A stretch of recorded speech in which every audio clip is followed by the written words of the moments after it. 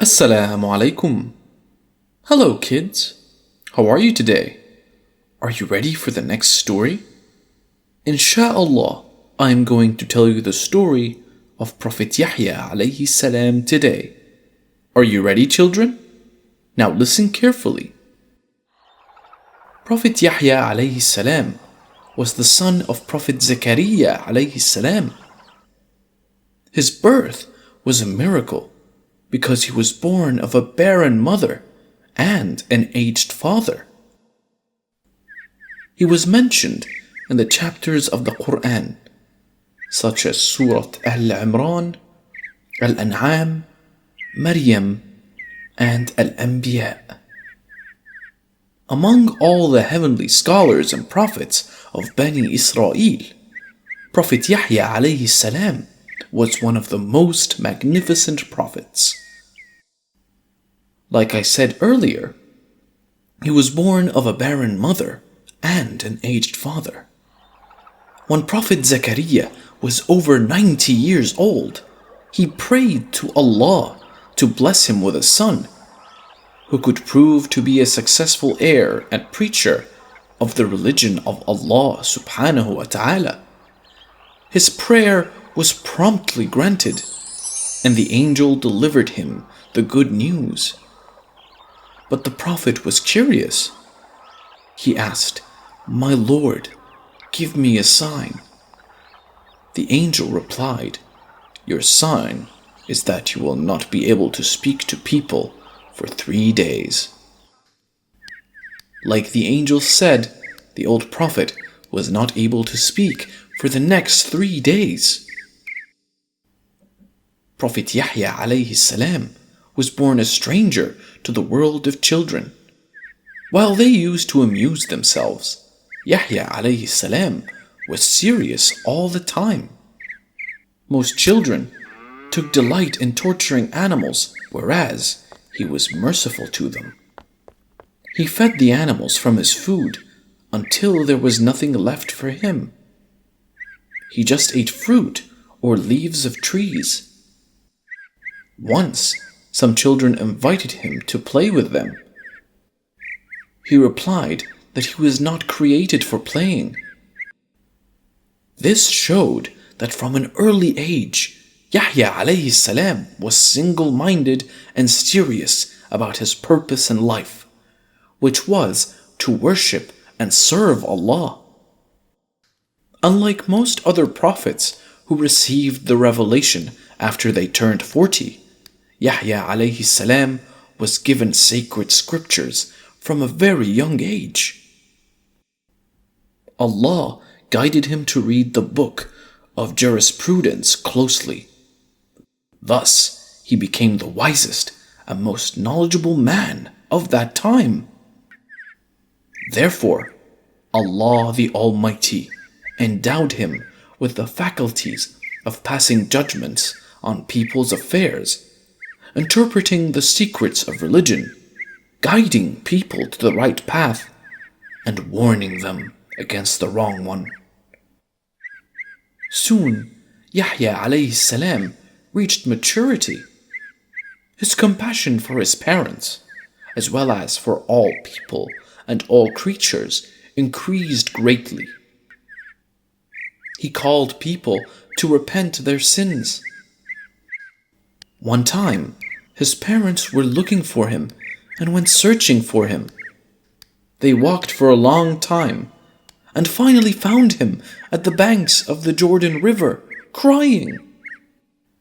When his parents asked him what the reason for his crying was, he explained that the people of Jannah do not sleep from the pleasure of Allah that they received from him. How, therefore, could he now sleep, not knowing if he had attained the pleasure of Allah? On another occasion, his parents found him sitting and weeping in a grave that he had dug for himself. His father, Zakaria alayhi salam, asked what he was doing. Yahya alayhi salam replied, "O father, did you not yourself tell me that between Jannah and Hell there is only one crossing which cannot be crossed except by tears of weepers? Zakaria alayhi salam then said, "Weep, my son." And they both cried together. Prophet Yahya alayhi salam preferred to spend his days in seclusion, shunning the company of others. He also did not have an ordinary diet, preferring to eat leaves and drink water from the spring. It is said that he was so afraid of depriving birds and animals from their share that he should wait for them to finish first, sometimes even eating their leftovers. The Prophet never owned any property or wealth. In fact, during this time, Bani Israel were accustomed to living in luxury and wore fine clothing.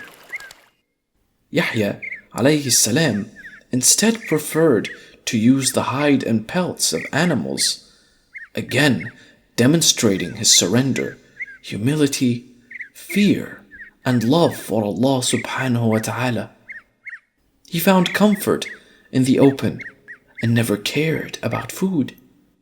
He ate leaves, herbs, and sometimes locusts. He slept anywhere in the mountains or in holes in the ground. He sometimes would find a lion or a bear as he entered a cave, but being deeply absorbed in praising Allah, he never heeded them.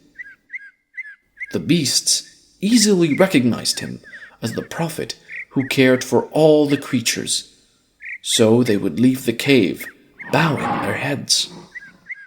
When the Prophet called the people to worship Allah, he made them cry out of love and submission, arresting their hearts with the truthfulness of his words. The people of Bani Israel loved and respected Yahya alayhi salam greatly, and his words used to touch their hearts. It is reported that Allah commanded Yahya alayhi salam with 5 duties, which he was asked to command Bani Israel with. The Prophet delivered the 5 commandments, which were to worship none other than Allah. The second was to offer prayers to Allah, and not to allow themselves to be distracted towards other things. The third is of the commandment to fast. The fourth was to give charity. The fifth was frequent remembrance of Allah.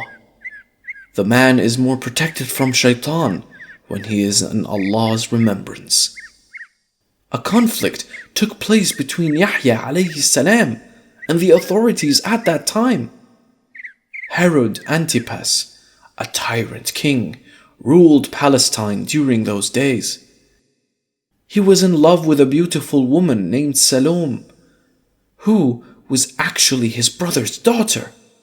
He was planning to marry his niece. The marriage was encouraged by her mother and by some of the learned men of Zion, either out of fear or to gain favor with the ruler. On hearing the ruler's plan, Yahya alayhi salam pronounced that such a marriage would be incestuous. He would not approve of it under any circumstances, as it was against the law of the Torah. The Prophet's pronouncement spread like wildfire. When Salome heard this, she was angry, for it was her ambition to rule the kingdom with her uncle. She plotted to get rid of the Prophet. One day, she dressed attractively and sand danced before her uncle. The king fell in love with her performance and offered to fulfill whatever she desired. At once, she told him, "I would love to have the head of Yahya, because he has defiled your honor and mine throughout the land. If you grant me this wish, I shall be very happy and will offer myself to you." Bewitched by her charm, he submitted to her monstrous request. Prophet Yahya alayhi salam was executed, and his head was brought to Salome. The cruel woman gloated with delight. But the death of Allah's beloved Prophet was soon avenged. Not only she, but all the children of Israel were severely punished by invading armies which destroyed their kingdom. Did you like the story, kids? If you liked it, please hit the like button. Don't forget to subscribe and click that notification icon to keep updated on all our videos. Insha'Allah, I will tell you the story of Prophet Isa alayhi salam in the next episode. That's all for today. Goodbye.